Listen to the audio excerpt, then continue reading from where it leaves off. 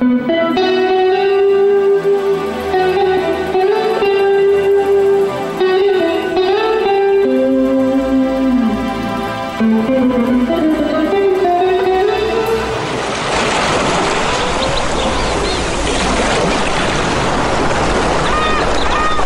traversé lañ départ mais gaal bu nekk dafa sori ñu ñëpp départ même pas 15 minutes gaal bi commencé jël kii ndox mbooloo bi bu ñu defee nii wala dañuy équilibre nañ ko boobu wax bëri nañ xaw ma ñaari par exemple ñaata mais bëri ay 300 000 affaires. Sans décliner son identité, il affirme faire partie des 3 rescapés de la pirogue de migrants qui a chaviré à Mbour. Les habits mouillés, le coude gauche et la jambe droite saignant, cet homme, âgé d'une quarantaine aux pieds nus, vient de sortir des urgences de l'hôpital Thierno Mohamedou Mansour Baro de Mbour. balaa ñuy ñëw dafa yàgg. dafa yàgg. ñuy di dem géej mooy borom gaal yi ñoo signalé. Notre interlocuteur figure sur la liste des candidats à l'immigration irrégulière dont l'embarcation a chaviré dimanche 8 septembre à 4 km au large des côtes mbouroises avec à son bord près de 100 personnes. Dans les heures qui ont suivi le chavirement, 4 corps sans vie sont repêchés, dont celui de Fatou Samb. La jeune fille de 17 ans a laissé derrière elle un bébé et une famille abattue.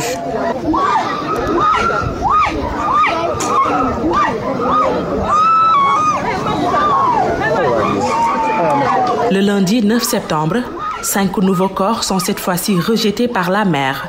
La nouvelle fait la une de toutes les éditions d'information. La plage de Tamalodge est envahie. Certains, de simples curieux, viennent regarder, alors que d'autres, angoissés, attendent l'arrivée des nouveaux corps sans vie pour espérer identifier leurs proches. Allô?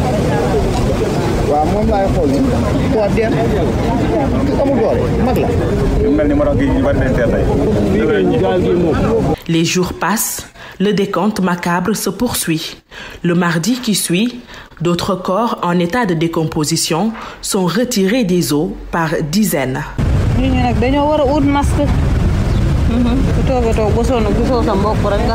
Le préfet de Mbour, Amadou Diop, ordonne ainsi leur inhumation immédiate au cimetière de Liberté. Fallou Diop, un jeune de 27 ans, en fait partie. Sa mère, Khadija Khati, dit s'en remettre à Dieu. Nous avons retrouvé son corps le mardi. C'est ma grande sœur qui me l'a fait savoir au téléphone avant de me dire que le préfet a ordonné qu'il soit transporté directement au cimetière. Je n'ai pas pu voir la dépouille de mon fils pour une dernière fois avant l'enterrement.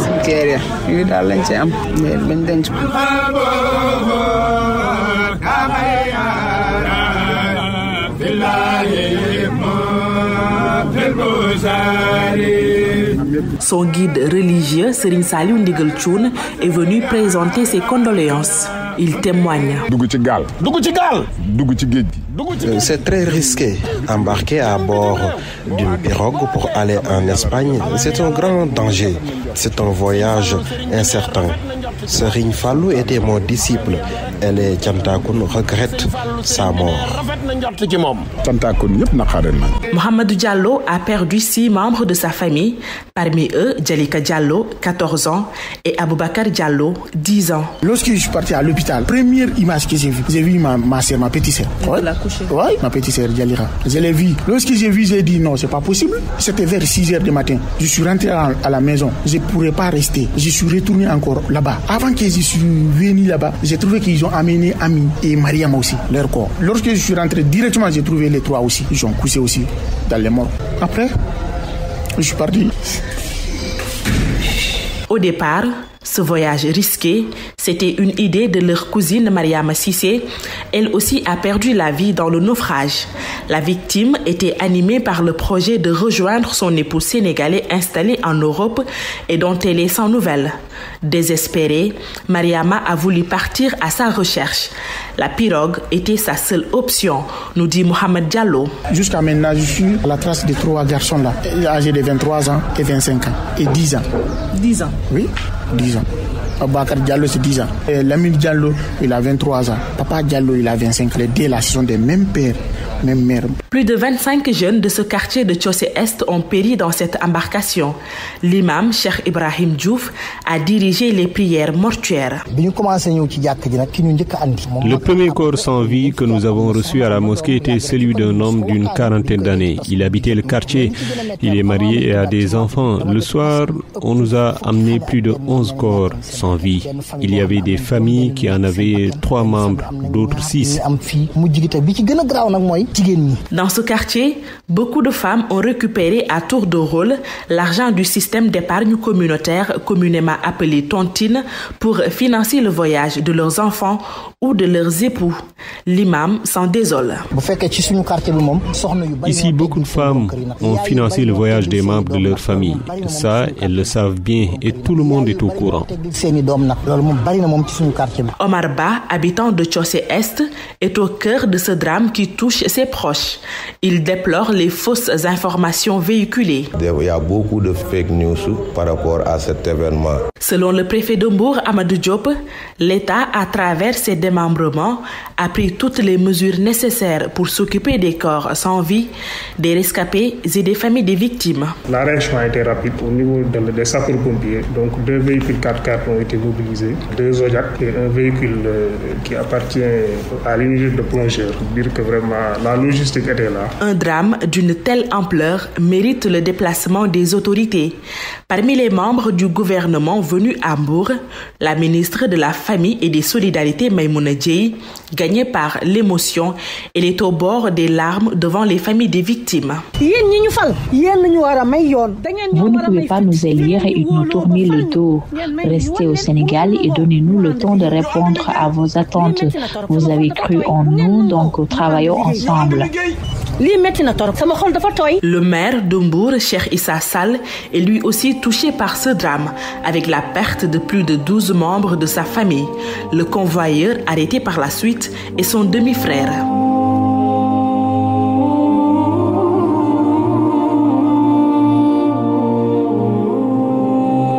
Suite au chavirement de la pirogue et le nombre important de pertes en vie humaine, 40 personnes selon les autorités, le président de la République, Bassirou Diomaye Diakhar Faye, a fait le déplacement le mercredi 11 septembre. Il annonce que des mesures seront prises pour éradiquer le phénomène du Barça ou Barsak. Dans les prochains jours, le gouvernement mettra en place un numéro vert parce qu'il ne peut pas y avoir de départ dans les conditions où les gens empruntent la mer sans qu'il n'y en ait qui en sache quelque chose. Mais ils ne doivent pas se taire parce que quand ils se taisent, c'est des centaines de jeunes qui perdent la vie. Le chef de l'État appelle à la dénonciation. Le drame de la pirogue de Mbour a davantage perturbé la famille Diop. Leur maison modeste fait face à la plage de Tefes. À l'intérieur, nous avons trouvé uniquement des femmes et des enfants. Presque tous les hommes de cette famille sont déclarés perdus en mer depuis le 13 août. Ils avaient embarqué à bord d'une pirogue de 150 personnes et depuis, plus aucune nouvelle d'eux, révèle Koumba Diop. Nous sommes sans nouvelles, personne n'est venu nous aider dans les recherches. Nous ne pouvons ni dormir ni manger, c'est très difficile. Ces familles des victimes, tout comme les rescapés, ont besoin d'un suivi psychologique, précise Serigne Lahbib Ndiaye, psychologue, président de l'Association sénégalaise pour la psychologie appliquée. Parce que la plupart des parents ne sont même pas au courant de savoir si leur enfant est resté à la mer ou est arrivé à destination. Ça les met dans une situation de détresse. Pour ce qui est ces derniers temps, les corps qui ont été ramenés au pays, ça a créé un tollé général. Donc les familles sont affectées par cette situation. Mais pire encore pour les rescapés, c'est-à-dire les gens qui ont vécu l'expérience de ces voyages en mer qui ont échoué et qui aujourd'hui, de retour au pays, ont tout perdu. Alors, il est donc nécessaire de se demander pourquoi la recrudescence du phénomène. Que les sanctions ne sont pas sévères. Si j'étais l'État, les convoyeurs qui organisent ce phénomène-là, si on les prend, on doit les condamner à vie. Le receleur qui est entre le convoyeur et les participants, 40 à 50 ans de prison.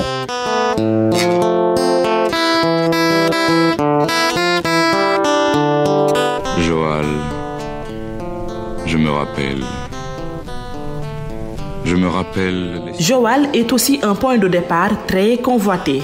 D'ailleurs, une pirogue avec des dizaines de jeunes de la localité est portée disparue depuis près de 8 mois. Mbaye Seck, coordonnateur du CLPA Joal Fadiouth. Quand on parle de Joal, on dit que Joal n'a que la mer. Il n'y a pas d'autre porte pour le travail. Et la mer ne nourrit plus son homme. On voit qu'il faut faire des efforts pour que les jeunes puissent rester et travailler. Aussi faire une convention avec les pays d'Europe, d'Espagne ou bien d'autres pays pour que des jeunes d'ici vont travailler saisonnièrement. La commune de Popenguine-Ndayane est aussi sur la liste des zones de départ sur la petite côte. Mais avec l'effort de la population et la vigilance des forces de l'ordre, les départs de pirogues de migrants deviennent de moins en moins fréquents. Ibrahim Niang, coordonnateur du CLPA Sindia Nord. Je salue vraiment le commandant brigade. À chaque instant, le commandant brigade développe son équipe qui fait des patrouilles de Ndayane à Popenguine-Guéro. La brigade de Somone, la même chose, et celle de Ngaparo. Parfois, les gens s'appellent pour nous dire qu'on a vu des inconnus sillonner le village parce qu'il y a une pirogue clandestine qui est en haute mer. Si on a cette information-là, on fait appel à la brigade de gendarmerie. Malgré les 40 décès enregistrés lors du chavirement de la pirogue de migrants à Hambourg, le message des citoyens sensibilisant les candidats, la déclaration du chef de l'État menaçant les convoyeurs de poursuites judiciaires, des voyages clandestins en mer sont toujours organisés à Hambourg. Le dernier remonte du 13 septembre.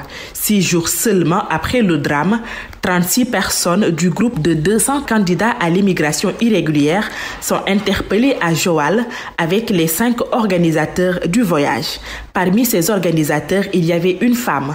Pour Bakary Djemé, membre de la société civile, coordonnateur de Mbour Justice, il faut tout simplement criminaliser le phénomène. Ce que l'on remarque, nous, en tant que citoyens, en tant que société civile, est que ces gens-là, une fois au tribunal, une fois arrêtés, donc ils encourent 3 mois, maximum 6 mois de prison et sortir, ramasser son argent en fait. Ce que l'on demande aujourd'hui, c'est la criminalisation de ce fléau-là et surtout par rapport à ces convoyeurs-là qui en font un business. Mais pour Djibi Diakhaté, l'urgence est de changer d'approche dans la sensibilisation. Le discours, il me semble, doit être un discours articulé autour de l'échec ou de la réussite parce que c'est le mobile le plus déterminant qui explique les stratégies des acteurs. Il ne faut pas parler de la mort. En réalité, lorsque vous dites que c'est dangereux parce que vous pouvez perdre la vie, ils le savent en y allant. Par contre, ce qui constitue le moteur de leur action, c'est le succès sur le plan socio-économique. Et donc, s'il y a échec sur ce plan-là, ils vont considérer évidemment que l'entreprise ne vaut pas la peine. Car, selon le sociologue, l'immigration irrégulière est maintenant devenue une affaire de famille. D'abord, il faut voir que nous sommes dans une société qui devient de plus en plus matérialiste et individualiste. Et il se trouve que certains qui n'arrivent pas à accéder à un niveau suffisant de revenus sont exclus, désaffiliés, marginalisés et vivant un quotidien excessivement difficile. Leur lot quotidien, c'est la misère, c'est la précarité, c'est l'oubli, c'est l'exclusion socio-économique. Alors, à partir de ce moment-là, c'est comme une sorte d'affront, non pas seulement pour cet individu qui vit cette situation difficile, mais pour toute la famille, pour tout le lignage. Et on comprend maintenant pourquoi de plus en plus cette affaire-là devient une affaire familiale. C'est toute une famille qui se mobilise, toute une famille qui fait un investissement sur un de ces acteurs en se disant que de sa réussite dépend dans une certaine mesure le succès de la famille dans son intégralité. Lors du dernier Conseil des ministres le 18 septembre 2024, le chef de l'État, Bassirou Diomaye Diakhar Faye, a donné 5 directives pour lutter contre l'immigration irrégulière. Appliquées comme il se doit, elles pourront réduire le fléau, nous dit Mohamed Baro, président de la commission migration, sécurité et développement de la commune de Mbour. Nous avons dit il y a des années et cette catastrophe qui s'est passée à Mbour nous a renforcé dans cette proposition qu'il nous faut revoir le cadre opérationnel. Est-ce que les forces aujourd'hui dédiées à la lutte contre le phénomène font le travail comme il faut? Parce que tout simplement, on a noté beaucoup de failles dans le contrôle, dans le renseignement, et dans la gestion même globale de ce phénomène. Il faut dire aussi que le Conseil des ministres a proposé le fait d'engager des concertations nationales inclusives sur la migration irrégulière, surtout là aussi pour ajuster la stratégie nationale de lutte. Dans les stratégies de lutte, il faut aussi penser à renforcer les organisations qui accompagnent les migrants de retour au Sénégal. C'est une proposition de Mamadou Sarr, secrétaire exécutif de l'Association nationale des partenaires migrants.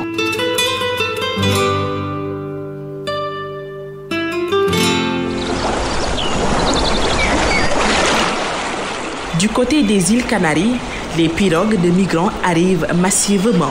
Si l'on se fie à Marie-Louise Ndiaye, journaliste sénégalaise spécialisée en questions migratoires, établie en Espagne dans les îles Canaries, elle est la réalisatrice du film documentaire sur les traces du migrant. Dans la nuit du 18 au 20 septembre 2024, on a eu 9 embarcations qui sont arrivées et ces embarcations avaient à bord près de 500 migrants. Donc, comparé à l'année dernière, ce sont des chiffres que je vais donner, mais des chiffres africains, pas seulement sénégalais. On a, dans la première quinzaine de ce mois de septembre, 35 882 migrants qui sont arrivés, comparé aux 24 642 migrants de 2023. Donc, on a une hausse de 11 240 migrants. Et ce sont 1122 embarcations qui sont arrivées comparées aux 1072 embarcations de 2023. Donc on a une hausse de 45,6%.